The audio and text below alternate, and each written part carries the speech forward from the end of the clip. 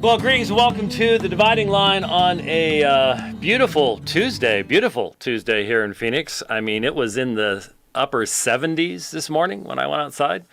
Got to have the door open for a few minutes. We've been getting some rain. I was out on Sonoran Desert Parkway yesterday morning on a ride, and I saw 68.7 or something on my computer for not for speed, that'd be nice, for temperature. And it's like, yes, you know you live in Phoenix when you're incredibly excited to see a 6 at the beginning of that temperature at any point. Right at sunrise.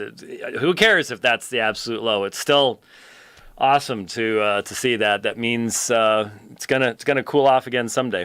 It actually hasn't been that bad, even though they say it was the hottest July. I don't think it was. Somebody look, as long as George Soros money is involved, I don't trust anything. Anyway, lots to get to on the program today. As I promised, we will be responding to Alan Rule and his comments on the Roman priesthood fairly in depth. Depending on time, Steve Tassi has posted his thoughts on the non-debate, and let's just say this: you have a computer out. This really is very much being fulfilled today. Sky in your world. What happened? Tell me, what color is the sky in your world? Did that work? Okay, good. Wow, what that clip says it all. It's a different planet that the gentleman lives on. I mean, he's just not connected with the rest of us, as far as facts, logic, reason, history, what really happened. He only hears what he wants to hear. Anything that doesn't fit into his paradigm just gets twisted into another one. It's scary. It's pretty wild, but we'll maybe talk about that toward the end of the program.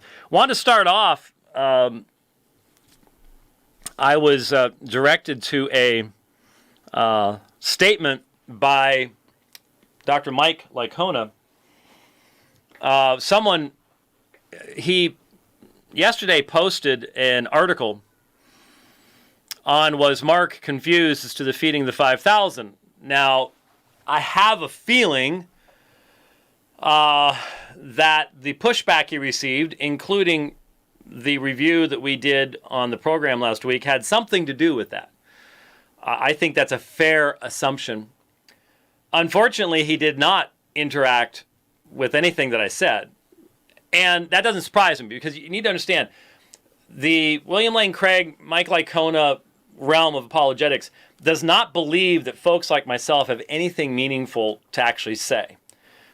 We are sort of the apologetic troglodytes, and we're just not up on their level philosophically and all the rest of that stuff. And, I may have debated Shabir Ali at the very place where Licona did his studies, but that, and it doesn't matter. 24 books, doesn't matter. All the years of teaching in all sorts of different seminaries, doesn't matter. That all that stuff is irrelevant. It's whether you accept the mere Christianity model, whether you accept the synergistic model, whether you accept the classical apologetics model, the minimal facts argument.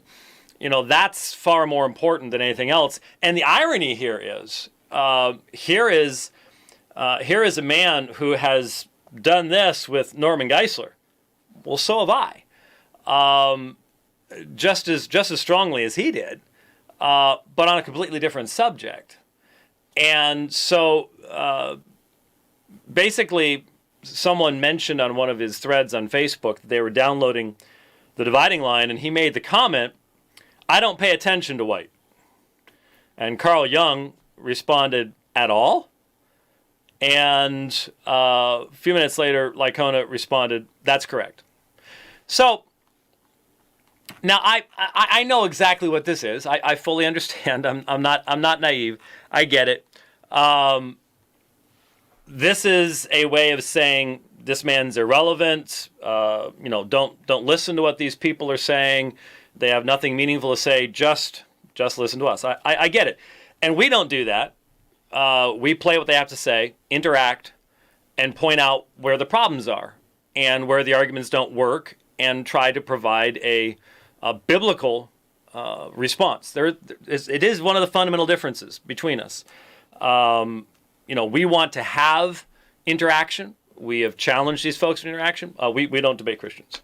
We will dismiss them, when it's convenient for us to do so, but we won't debate them, which is rather intriguing. So, my response was, well, I pray God will bless Dr. Lycona, and, I think this is a shame.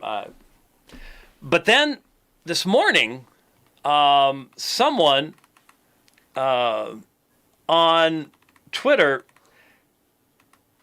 Sean by default, said, quote, "I don't pay attention to White except when I tweet endorsements of his critics," end quote, Mike Lycona. And I started thinking about it for a second. I went, oh yeah, it's ringing a faint bell, but what was it? And yeah, I know my memory's going, obviously, but I have a character trait, and sometimes it's a character flaw. I try it. Believe me, life is doing its best to slap this silliness out of me. But I try to think the best of people, and I try not to dwell upon negativity from the past. I actually try to forgive folks when they have wronged me. Try, anyway. It's not always easy to do. And I actually had to tweet back, you're ringing a faint bell. Could you remind me what you're talking about? Then when he told me, I was like, okay, I feel stupid. Yeah, it was just a few months ago. It was, 6-8 months ago? At the most, been less than a year. That Lycona was the one who promoted the Eric Loonsberry stuff. The guy that showed up to Apologia and told Jeff Durbin that I had agreed to debate him and all the rest of this stuff, and he was actually talking about some phone call to a friend of mine named Randy Churchill back in, 1999 or something like that, and he's got this, he thinks he's come up with something new, but it's actually something that's been gone over 10,000 times before, and the Lord tells him to do this, Lord tells him to do that, and it was Lycona that had posted the tweet basically saying that I'm running from a debate challenge and all the rest of this stuff. So it is somewhat ironic that he would post that, but then say, oh, I'm not going to listen to what he has to say about what I said. There really is a going on here. Dr. Lycona needs to be careful he doesn't trip over low-flying objects when his nose is so high up in the air. But I think I've debated many more Muslims than he has. And as far as I know, I have far more experience than he does in teaching both Greek and Hebrew. So whatever else there is, if I had gone out there and said, you know what, the Apostle Paul blew it on this, and someone came back who has at least as much experience as I do, if not more than I do, published, teaching, etc., and said, here's where you missed it, here's some fundamental epistemological issues and biblical issues and stuff like that to look at, I cannot imagine responding the way that he did. I can't begin to understand that. I would want to know what someone like that who has that kind of experience, even if I disagreed with them, I'd want to know what they had to say. But that's not how it works there. So it's sad, but there does seem to again. This is sort of what I experienced in seminary too. There are some in liberal institutions, people do not listen to what conservatives have to say because they don't believe that they have anything meaningful to add to the dialogue and discussion. In this case, you have an apologetic group that clearly does not believe that the Reformed folks have anything meaningful to add to the discussion, and so simply cannot be bothered with anything we might have to say. I leave it to the listening audience as to whether that is wise or not, and as to what that actually says. It says a lot to me, but we'll leave it at that. Someone in the audience asks, what is the mere Christianity model? I've mentioned it many times before, criticized it many times before. The idea that, just last week, William Lane Craig laid it out very clearly in the comments that we responded to from him. And that is a least common denominator, simplified, tiny target Christianity that is defined by the Trinity, the deity of Christ, the crucifixion, resurrection, period, end of discussion. No gospel, no ability to discuss what the gospel means, what the gospel demands. All that stuff is secondary. It's outside. Mere Christianity, Trinity, deity of Christ, death, burial, resurrection of Jesus. It's pretty much it. And everything else just takes lower positions of priority. And when you do that, functionally it makes it easier to do debates, because then you don't have to, you can just dismiss all sorts of questions that you find difficult or whatever. But that's not apostolic Christianity. That's not the Christianity of the New Testament. That's not the Christianity of the apostles. That's not what we're called to proclaim.